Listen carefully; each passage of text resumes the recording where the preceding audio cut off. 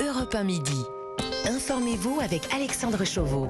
Et on part tout de suite pour ce débat. Les saisonniers ont-ils inversé le rapport de force avec les employeurs alors qu'il y a une pénurie de main-d'œuvre? On en parle depuis plusieurs semaines, depuis plusieurs mois sur Europe 1. On en discute avec vous, chers amis auditeurs, au 01 80 20 39 21. Et j'accueille tout de suite Laurent Barthélémy. Vous êtes président national des saisonniers à l'UMI, l'Union des métiers de l'industrie et de l'hôtellerie. Bonjour.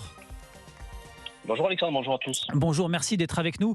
Alors, je le disais, on a beaucoup parlé de cette pénurie de main-d'œuvre. Est-ce que c'est quelque chose que vous constatez et est-ce que vous diriez que le rapport de force est inversé avec les saisonniers et les salariés en général ? Alors tout d'abord, oui, on a eu cette problématique qui est apparue, mais comme depuis plusieurs années, dès le mois d'avril, puisque nous recrutons pour la saison d'été dès le mois de mars ou le mois d'avril.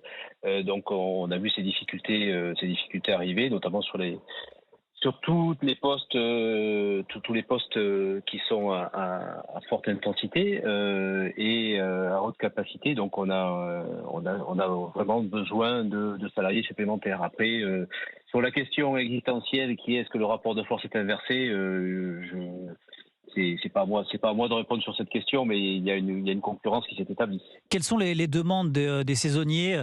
Est-ce qu'il est question de la semaine de 4 jours, d'avoir plus de temps le week-end ? Quelles concessions vous octroyez aux salariés ? Alors au-delà d'une répartition du temps de travail, il y a surtout alors le salaire compte toujours bien évidemment, mais aussi les conditions de logement, parce que si on n'a pas de toit, on n'a pas d'emploi aujourd'hui pour la plupart des saisonniers, et plus largement pour l'ensemble de nos salariés, puisque 75% de nos saisonniers sont des sédentaires et qui participent à l'aménagement du territoire. Et également, il faut compter toutes les difficultés que nous avons et qu'ils ont liées à la mobilité.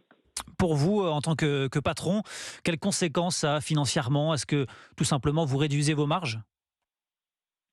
Alors plus largement, au-delà de l'employeur, des employeurs que nous sommes, s'il y a moins de chiffre d'affaires parce qu'on ferme des rangs ou parce qu'on travaille moins de jours dans la semaine, au-delà de leurs employeurs, c'est on génère de la richesse quand on travaille. Donc c'est tout le monde, hein, c'est les ressources aussi de l'État qui en pâtissent. Donc tout le monde pâtit du fait que des commerces et notamment de l'hôtellerie-restauration ne soient pas ouverts 7 jours sur 7 en saison. Laurent Barthélémy, président national des saisonniers à l'UMI, l'Union des métiers de l'industrie et de l'hôtellerie. Vous restez avec nous. J'accueille tout de suite Valérie qui nous appelle de Rennes. Bonjour Valérie.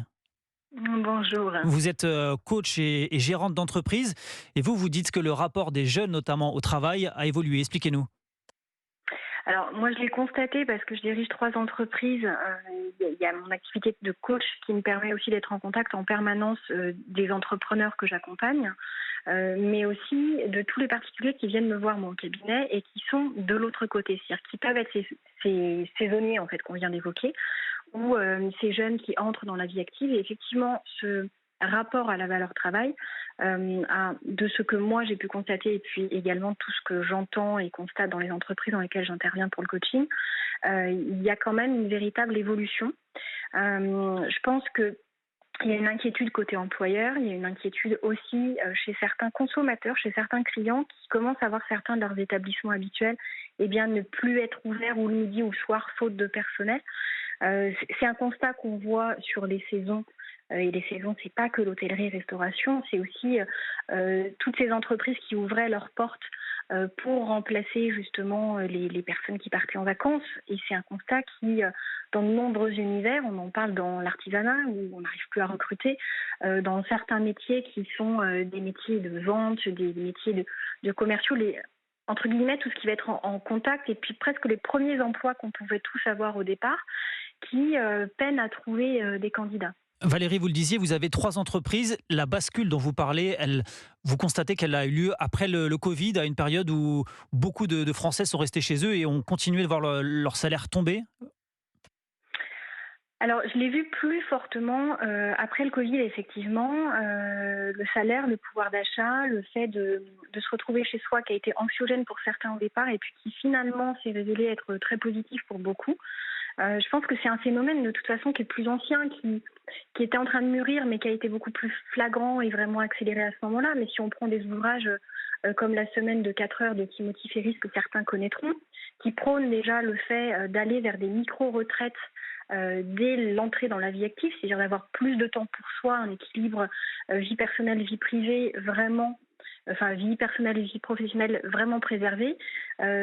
Son ouvrage ne date pas du Covid, ça date d'avant.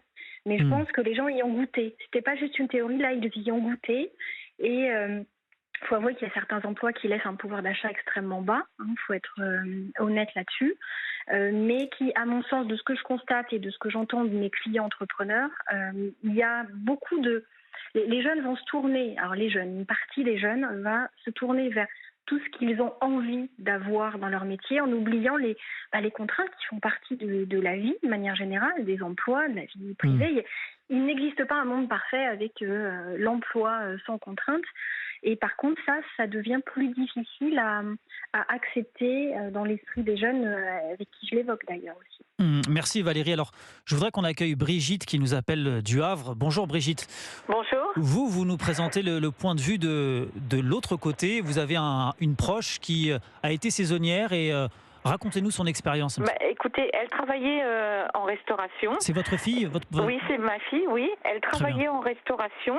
Elle avait pris un petit contrat, pensant continuer dans cette branche-là.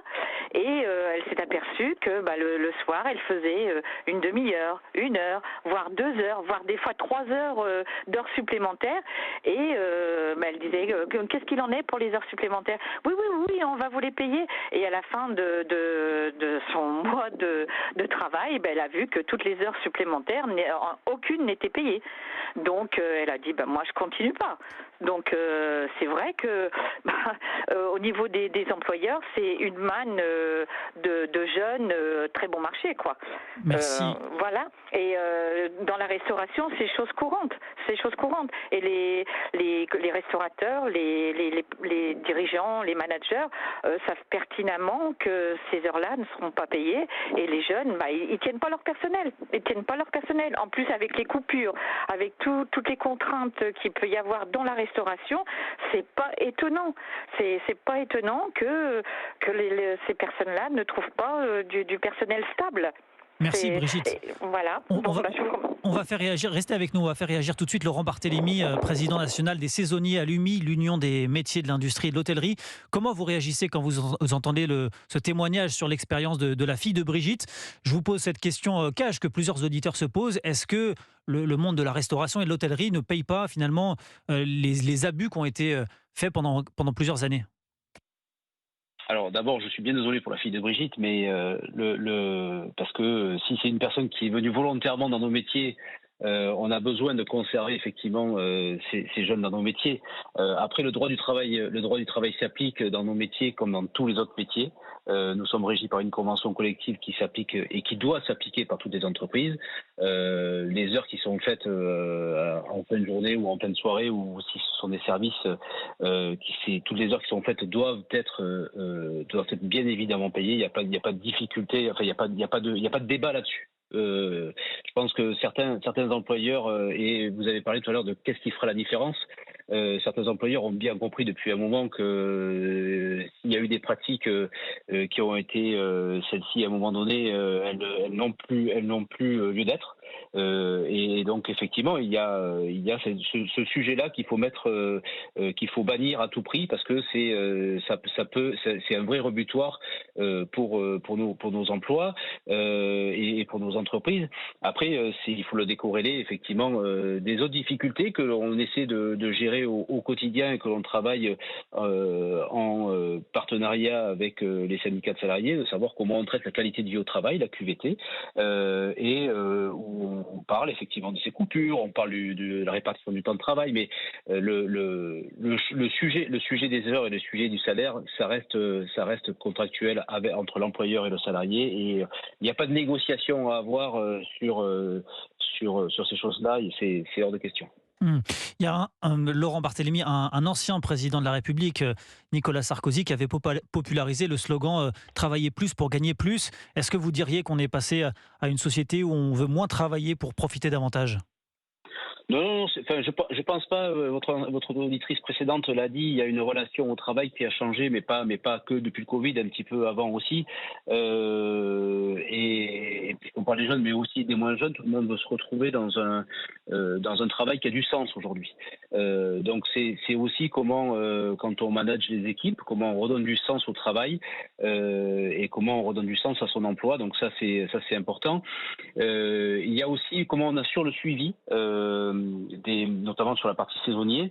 Donc il y a une expérimentation aujourd'hui qui a lieu dans le cadre du plan emploi que nous avons co-construit avec le gouvernement et Pôle emploi, c'est-à-dire comment on assure le suivi des demandeurs d'emploi dès lors qu'ils ne sont plus saisonniers, mais comment on les prévient avant. Donc il y a des expérimentations qui ont lieu dans toute la France sur l'ensemble du littoral et également dans quelques stations de montagne qui sont ouvertes l'été pour un meilleur suivi, une meilleure orientation de nos saisonniers et leur apporter une ouverture et leur apporter une perspective sans forcément qu'ils ne retournent à l'assurance chômage. Et enfin, et un petit mot également sur, avant de savoir comment ça se travaille dans les entreprises, c'est comment on fait la relation entre les personnes qui cherchent et les entreprises. Nous avons créé, une plateforme qui s'appelle moncvnum.fr qui permet aux demandeurs d'emploi de générer son CV numérique en direct, le rendre plus visible pour l'ensemble des recruteurs sur tout le territoire français, même les ultramarins. Et pour le chef d'entreprise, ça permet de gagner du temps et d'accéder directement sans intermédiaire à un vivier de compétences et de fichiers qualifiés. Merci beaucoup Laurent Barthélémy, président national des saisonniers à l'UMI, l'Union des métiers de l'industrie et de l'hôtellerie. Merci également à nos deux auditrices, Valérie qui nous appelait de Rennes et Brigitte du Havre. Dans un instant, on débat sur Europe 1 de la rémunération des élus politiques. Le président du MEDEF estime qu'elles sont trop basses. Et vous, qu'en pensez-vous? Appelez-nous au 01 80 20 39 21. A tout de suite sur Europe 1.